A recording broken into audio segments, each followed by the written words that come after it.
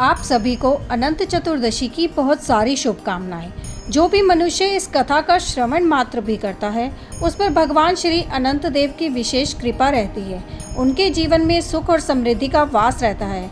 हर प्रकार के कलेशों से मुक्ति मिलती है। भाद्रपद मास के शुक्ल पक्ष की चतुर्दशी के दिन अनंत चतुर्दशी व्रत का पालन किया जाता है। इस दिन भगवान अनंत की पूजा करके संकटों से रक्षा करने वाले अनंत सूत्र को बांधा जाता है। तो चलिए आज के इस पावन अवसर पर हम अनंत चतुर्दशी व्रत कथा का श्रवण करते हैं। आइए आज की कथा आरंभ करते हैं। प्राचीन काल के समय में एक ब्राह्मण हुआ करता था। उसका नाम सुमंत था। उसका विवाह वशिष्ठ गोत्र में उत्पन्न हुई भृगु की सुंदर कन्या से हुआ और विवाह के बाद उनके उत्तम गुणों वाली कन्या का जन्म हुआ। उन्होंने उसका नाम सुशीला रखा। सुशीला की छोटी आयु में ही उसकी माँ का देहांत हो गया। तब उसके पिता सुमंत का दूसरा विवाह कर्कशा नाम की कन्या से हुआ। कर्कशा स्वभाव में बहुत ही दुष्ट थी और वो सुशीला के प्रति द्वेषपूर्ण भाव रखती थी। कर्कशा अपने पति से भी प्रतिदिन झगड़ा किया करती थी।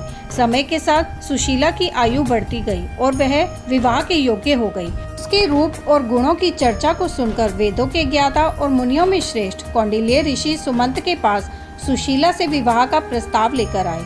कौंडिल्य ऋषि ने सुमंत से उसकी पुत्री सुशीला का विवाह उनके साथ करने के लिए कहा। सुमंत ने खुशी खुशी अपनी पुत्री का विवाह कौंडिल्य ऋषि के साथ कर दिया।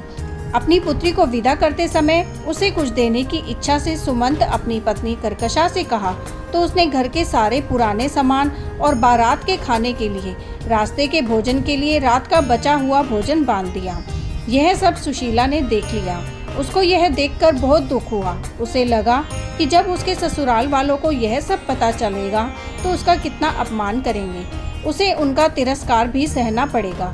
यह सोचकर उसके मन में आत्महत्या का विचार आया। जब मार्ग में सब एक नदी के किनारे रुके तो सुशीला नदी में डूबकर आत्महत्या करने के विचार से वहां पहुंच गई। वो जब वहां पहुंची तो उसने देखा कि वहां पर बहुत सी स्त्रियां कोई पूजन कर रही हैं। सुशीला ने उन स्त्रियों से पूछा कि आप लोग यह क्या कर रही हो। तब उन्होंने उसे बताया कि आज अनंत चतुर्दशी है और हम सब अनंत भगवान का व्रत एवं पूजन कर रहे हैं। इसके करने से मनुष्य की सभी मनोकामनाएं पूरी होती हैं। तब सुशीला ने उनसे अनंत चतुर्दशी के व्रत एवं पूजन की विधि पूछी। तब एक स्त्री ने उसे बताया कि हे सुशीला, यह अनंत चतुर्दशी का व्रत है और इसमें भगवान विष्णु के अनंत स्वरूप का व्रत और पूजन किया जाता है। पूजन के बाद 14 ग्रंथि वाला धागा शुद्ध करके स्त्रियां अपने बाएं हाथ पर और पुरुष अपने दाएं हाथ पर बांधते हैं। इस धागे को बांधते समय अनंत भगवान से प्रार्थना करें कि हे अनंत देव, आप इस संसार रूपी सागर से मुझे पार लगाओ, मेरा उद्धार करो। फिर सूत्र को अपने हाथ में बांधें और अनंत भगवान का ध्यान करें।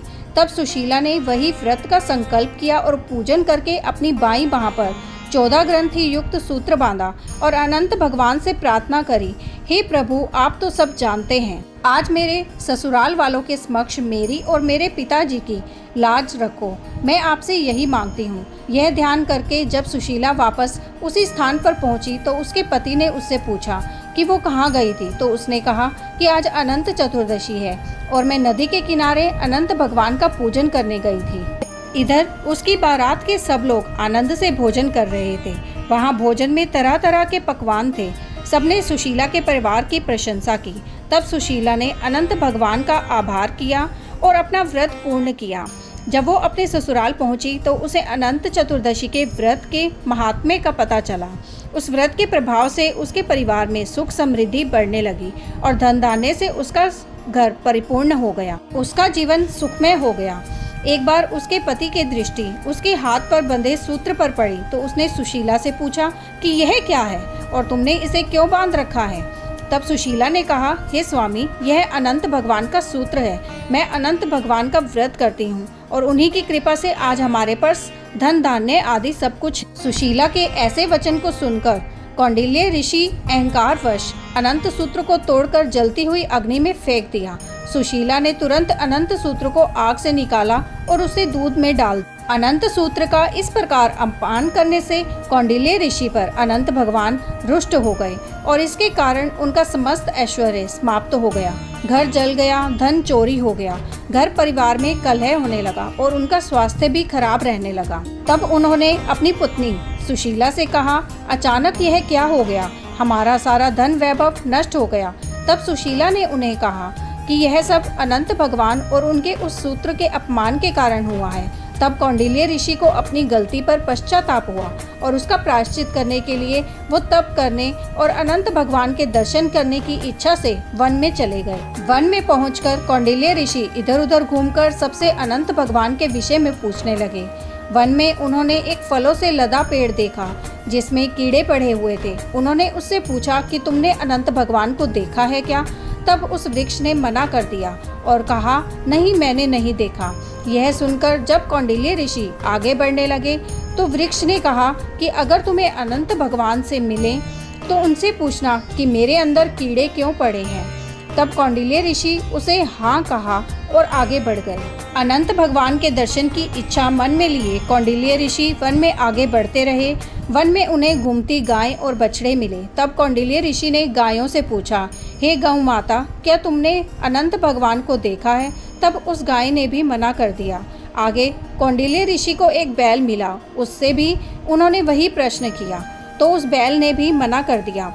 उससे आगे उन्हें 2 पुष्करनियां मिली, उनसे भी उन्होंने वही सवाल किया और उन्होंने भी वही उत्तर दिया। इस प्रकार कौंडिल्य ऋषि वन में आगे बढ़ते रहे। उन्हें जो भी मिलता वो उससे वही प्रश्न पूछते, क्या आपने अनंत भगवान को देखा है? परंतु किसी से भी संतोषजनक उत्तर ना पाकर वो बहुत दुखी हुए और उन्होंने आत्महत्या करने का प्रयास किया। तभी अनंत भगवान एक ब्राह्मण के रूप में प्रकट हो गए और कौंडिल्य ऋषि को एक गुफा के अंदर ले गए। उस गुफा के अंदर कौंडिल्य ऋषि को बहुत सुंदर लोक दिखा। वहाँ पर चारों ओर एक दिव्य प्रकाश फैला हुआ था। वहाँ पर सभी लोग प्रसन्न थे। वहीं पर उन्हें अनंत भगवान के विश्व रूप के दर्शन हुए। भगवान के विराट रूप को देखकर कौंडिल्य ऋषि ने उनकी स्तुति की और अपनी गलतियों के लिए उनसे क्षमा मांगी। कौंडिल्य ऋषि के भक्ति युक्त वचन सुनकर अनंत भगवान ने उनसे कहा, हे कौंडिल्य, तुम किस इच्छा से मुझे खोज रहे थे? तुम भय मुक्त होकर मुझसे अपने मन की बात कहो। तब कौंडिल्य ऋषि ने कहा, हे प्रभु, मैंने अज्ञान और अहंकार के कारण आपका अपमान किया और आपके अनंत सूत्र को अग्नि में फेंक दिया, जिसके कारण मेरी सारी संपत्ति नष्ट हो गई और मेरे परिवार में अशांति हो गई। मैं अपनी गलती की क्षमा प्रार्थना लेकर आपके दर्शनार्थ यहाँ आया हूँ। आपके दिव्य स्वरूप के दर्शन पाकर मेरा जीवन धन्य हो गया। हे प्रभु, मैं आपसे अपने अपराध के लिए क्षमा मांगता हूँ और मेरे जीवन में सब कुछ पहले जैसा कैसे होगा, इसका उपाय भी कृपा करके बताइए। तब अनंत भगवान को उस पर दया आ गई और उन्होंने कहा, हे कौंडिल्य, तुम अपने घर जाकर 14 वर्षों तक अनंत चतुर्दशी का व्रत एवं पूजन पूरी श्रद्धा और भक्ति के साथ करो। अपने दाएं हाथ में 14 ग्रंथि युक्त अनंत सूत्र बांधना। ऐसा करने से तुम्हारे सभी कष्टों का नाश हो जाएगा, तुम्हारी सभी मनोकामनाएं पूरी होंगी, जीवन के सभी सुख भोग कर तुम अंत समय में सद्गति को प्राप्त करोगे। भगवान के ऐसे वचन सुनकर कौंडिल्य ऋषि को संतोष हुआ। तब उन्होंने अनंत भगवान से मार्ग में मिले वृक्ष द्वारा पूछे गए प्रश्न के विषय में पूछा। तब अनंत भगवान ने उसे बताया, वो वृक्ष पूर्व जन्म में एक विद्वान ब्राह्मण था, परंतु उसने विद्यार्थियों को शिक्षा न देकर जो पाप अर्जित किया था, उसी का परिणाम है कि उस फलदार वृक्ष पर फल तो आते हैं पर कीड़ों के कारण उनका कोई उपभोग नहीं करता। कौंडिल्य ऋषि के मन में वन में मिले अन्य जीवों के विषय में जानने की इच्छा हुई। उन्होंने अनंत भगवान से उनके विषय में पूछा तो उन्होंने बताया कि वे दोनों पुष्करणी पूर्व जन्म में बहनें थी। उन्होंने तब कोई पुण्य कर्म नहीं किया, ना ही किसी याचक को भिक्षा दी, ना ही कोई धर्म का कार्य किया। इसलिए परस्पर लहरें उनसे आकर टकराती हैं, परंतु वहाँ जल नहीं रुकता। अनंत भगवान ने आगे कहा कि वो गाय पृथ्वी है, वह बैल धर्म है, वो गुफा संसार है और मैं अनंत हूँ। यही है अनंत चतुर्दशी की कथा समाप्त होती है। ऐसी ही और सुंदर कथा का श्रवण करने के लिए आपके अपने चैनल एस्ट्रो नॉलेज को सब्सक्राइब कर लीजिए ताकि आने वाले वीडियोस के नोटिफिकेशन आपको मिल सके। ओम नमः शिवाय।